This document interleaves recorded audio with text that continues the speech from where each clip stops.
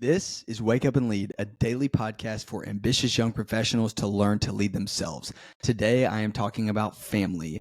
And one of the things that I'll be mentioning, or the main thing, is generational issues in your family. The Bible actually talks a lot about generational sin or generational curses. And I actually am not going to dive super deep into that today. One, because I don't have time, but two, because I want to do a little bit more research on it by reading the Bible to feel a little bit more confident about it, because there's a lot of conflicting opinions about that. But one thing that I feel very confident in is that there are character traits, there are habits that you've likely developed because of your family.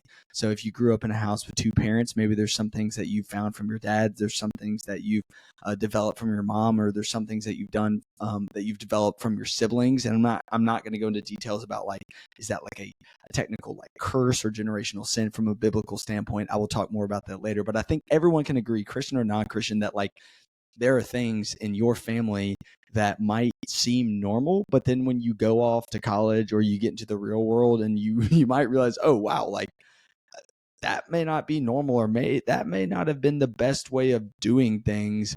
And what I'm calling you to do is to address those things. Now, it could be really challenging if you go directly to your family, especially your parents, and say hey, you've done this and I feel like I'm doing this and I'm going to stop. Now, I would challenge you to maybe bring that up. That could be really difficult. If you're a Christian, maybe pray about an opportunity to talk about that. The best case scenario is actually the scenario that I experienced. I'm very fortunate for this, but my dad called me one day and he was like, hey, this is a certain way that I've been acting.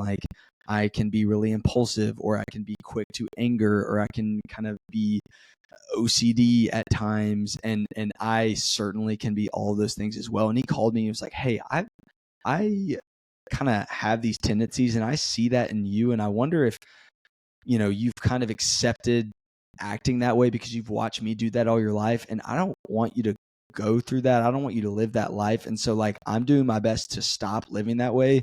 And I want you to know that. And I want you to stop too. And that was a moment that he and I both remember where there's certain just ways that he's acted as my dad. And I think there's the Progressive commercial about becoming your parents. That's funny, but it's also true. It's there's certain things that they do that you just start to do. And that was me. And some of those things are really good and some of those things are not so good. And so it was incredible example of leadership to call me and kind of call those things out. And guess what?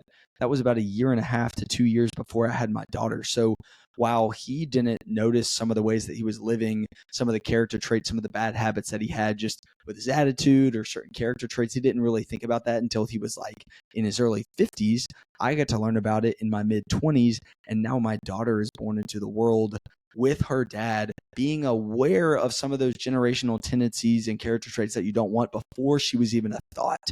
And what my challenge is for you is to be the one in your family.